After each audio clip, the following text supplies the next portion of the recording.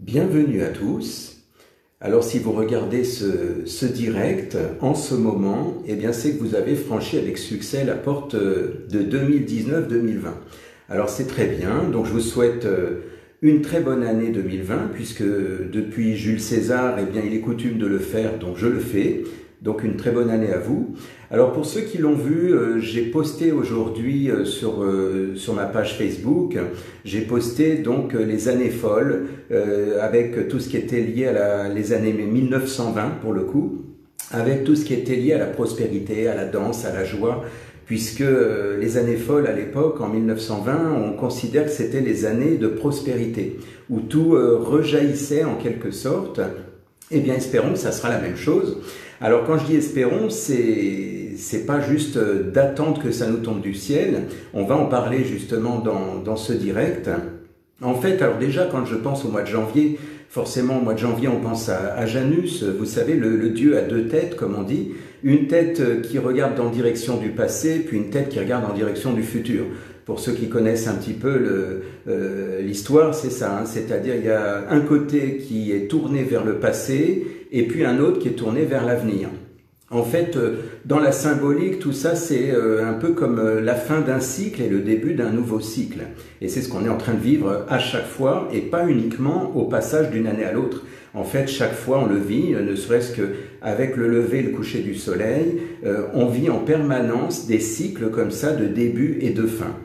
Donc, même chose pour les saisons, le printemps, l'été, l'automne, l'hiver. Et donc, en fait, en permanence, eh bien, on meurt, on renaît, etc. Et moi, ce que je voulais partager avec vous aujourd'hui, c'est, vous savez, l'idée de mourir pour renaître, comme on dit, de la fin d'un cycle, la fin, par exemple, de cette année qui s'est écoulée. Et beaucoup de gens sont dans l'espoir, vous savez, en disant espérons que cette année va nous apporter ceci ou cela. D'autres disent, par exemple, j'ai lu sur les murs, mais chaque année c'est pareil. J'ai lu par exemple, on va voir ce que l'année 2020 nous réserve. Alors en fait, pour ça, j'ai une bonne et j'ai une mauvaise nouvelle. Alors je vais commencer par la mauvaise nouvelle, c'est que l'année, et comme chaque année d'ailleurs, hein, l'année ne nous réserve jamais rien. L'année ne réserve rien du tout. La bonne nouvelle en fait, eh bien, c'est que vous êtes les créateurs. Donc la bonne nouvelle, c'est que c'est vous qui allez organiser votre année. C'est pas l'année qui va nous réserver quelque chose en disant tiens, espérons que cette année va être meilleure, etc. C'est vous qui avez ce pouvoir finalement de créer, de faire en sorte que cette année devienne la bonne année. Tout comme quand on se lève le matin et qu'on décide qu'on va passer une bonne journée. Tout ça, ça se joue d'abord dans votre esprit. Et ça, c'est important de considérer que puisque nous sommes les créateurs, finalement, c'est nous qui créons notre réalité. Et ça vient pas de moi, hein. Déjà Bouddha le disait, donc avec nos pensées, nous bâtissons notre monde. Et en fait, il s'agit de ça, c'est-à-dire que l'idée, c'est que comme chaque journée qui passe, eh bien, vous entendez des gens qui disent « Tiens, aujourd'hui, je le sens mal, ça va être une journée pourrie. » Et effectivement, ils ont raison parce que la journée devient pourrie à leurs yeux. Même chose pour une bonne journée.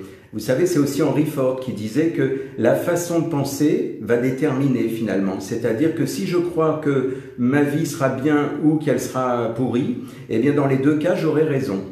Tout simplement parce que tout dépend de nos croyances. Et donc si vous êtes dans l'idée que vous voulez que cette année soit très bonne, soit même meilleure que l'année dernière, ce n'est pas que ça va vous tomber dessus, c'est pas, on va dire, pourvu que, comme on disait tout à l'heure, que l'avenir, enfin que cette année, ce soit une année géniale, on va voir ce que l'année nous réserve, comme je le disais.